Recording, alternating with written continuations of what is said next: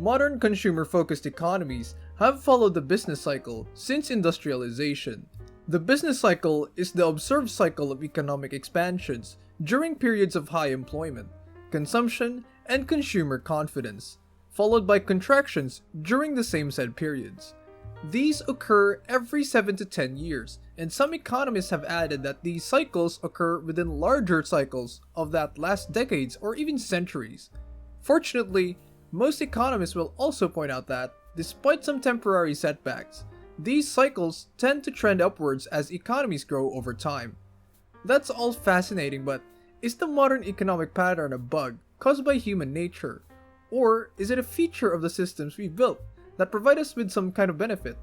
A necessary evil of sorts? Welcome to the Financial Flow. Please like and subscribe to our channel and turn on notifications to stay up on our latest videos. We are currently experiencing one of the most difficult periods in our global economy. Over the last 5 decades, the world has shifted to favor free trade and globalization, only for the arrangement to be challenged by a global pandemic, disrupted supply chains, labor crisis, trade wars, and actual wars taking place on the doorstep of the world's largest economic region. Despite this, most economic indicators in the US are positive. Growth is strong, unemployment is below 4%, and asset markets are near all-time highs. But has this only been accomplished by upsetting nature's order with the most costly and expansive fiscal and monetary policy decisions in history?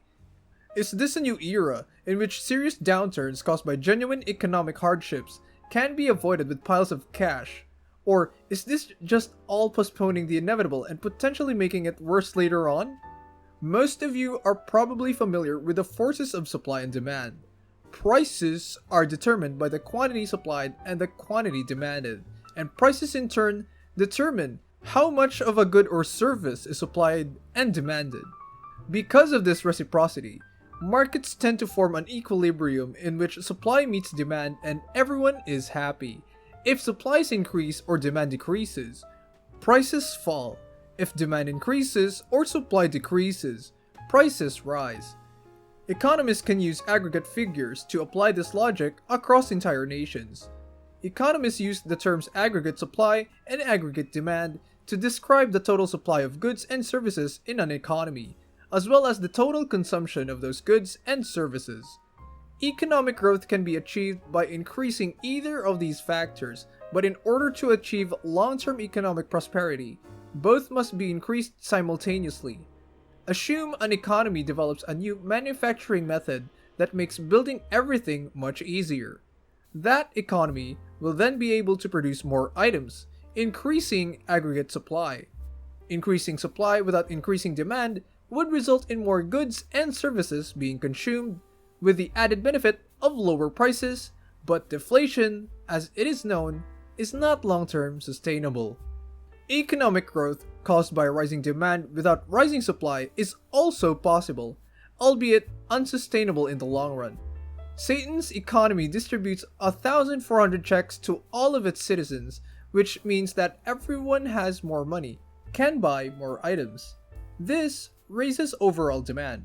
If demand increases without an equal increase in supply, people will have to compete with one another to obtain the goods and services they desire. This competition usually takes the form of simply paying more money. The rising price level of goods and services in an economy is known as inflation, and it can obviously cause serious harm. The trick is to ensure that an economy grows by increasing supply and demand in lockstep. The government is not the primary supplier of goods and services in any major economy. The private sector handles the majority of that. This means that the government cannot simply order the construction of 100 new factories to increase output. Instead, it must encourage the private sector to do so. The government can do this directly by awarding government contracts to build everything from fighter jets to bridges. The problem with direct supply-side spending is that it rarely provides the goods that consumers truly desire. Public goods are very important, and as we've seen in recent weeks, having things like fighter jets to protect your country has real value, but you can't build an economy around them. The real solution for governments is to encourage supply-side growth in their economies through more indirect means. This can be accomplished through government grants to encourage research and development, forging mutually beneficial trade deals, or simply making it easier for people to start their own businesses. You can probably see why this is so contentious. Some industries are better served by the private sector, while others are better served by the government. The difficult part is deciding where to draw that line. Nonetheless, thousands of government policies are in place around the world to try to stimulate business activity. Of course, none of these matters if there is no demand to back it up. Businesses are ultimately profit-driven entities, so they will not operate unless there is a market for their goods and services. Fortunately, governments can control demand much more easily. Demand is determined by the number of consumers, businesses or government entities willing and able to purchase a good or service. Aggregate demand is determined by all of the participants in an economy's ability and willingness to consume all of the goods and services provided by the economy. Increasing demand is as simple as putting more money in the pockets of more people and convincing them to spend it. The more money part is simple. Cut taxes, increase welfare, or, in extreme cases, give money directly to people. Getting people to spend that money can be more difficult because they could simply choose to save it. As a result, consumer confidence is frequently discussed in the media. In general, more money in more people's pockets means more people who are willing and, most importantly, able to consume. Economic growth is achieved by increasing supply and demand. It is more difficult for governments to intervene in supply and relatively easy for governments to influence demand. But does this mean that recessions are necessary? There are two broad types of economic downturns that we encounter. Downturns in demand and supply. Demand-based recessions are the most common, and they serve as the foundation of the cyclical business cycle. People get good jobs during good times, and they use those jobs to take out large loans.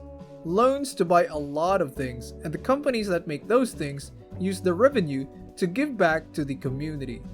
People do a good job. This debt must eventually be repaid, which is what sets off the debt cycle. If someone made a huge amount of money after taxes, they could spend it per year. However, they may want to buy something or do something else that will result in them spending more than they make that year. They have two options to accomplish this. The first option is to forego consumption for a few years in order to save up for the large purchase.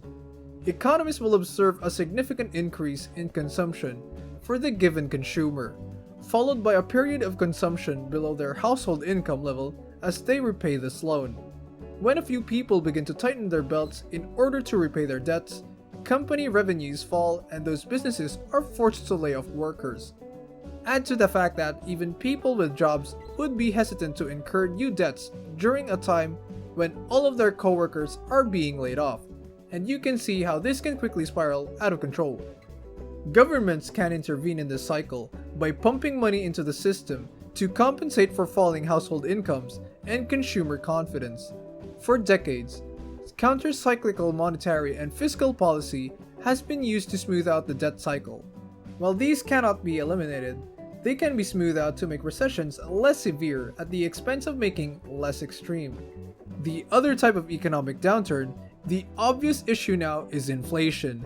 As government stimulus has boosted demand to all-time highs, while supply struggles with stagnant domestic production and disrupted global supply chains. However, economic downturns caused by both demand and supply side issues play an important role in sustaining long-term growth in the economy by acting as a filter to weed out poor economic practices that are only surviving. Most economists are extremely hesitant to discuss any benefit of economic downturns, let alone this particular perk. Recessions are effective at removing underperforming employees in the same way that they remove underperforming businesses. When an economy is at full employment, businesses will have a difficult time attracting new employees because no one is looking for work. This means that attracting workers will become more expensive as businesses compete, competing to offer the highest salary for a given position.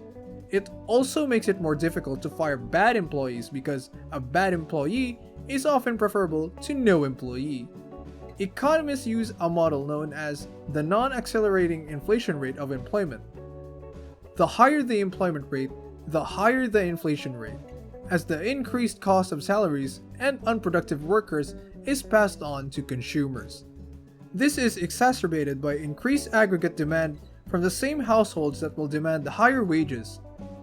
Economies function best when participants compete.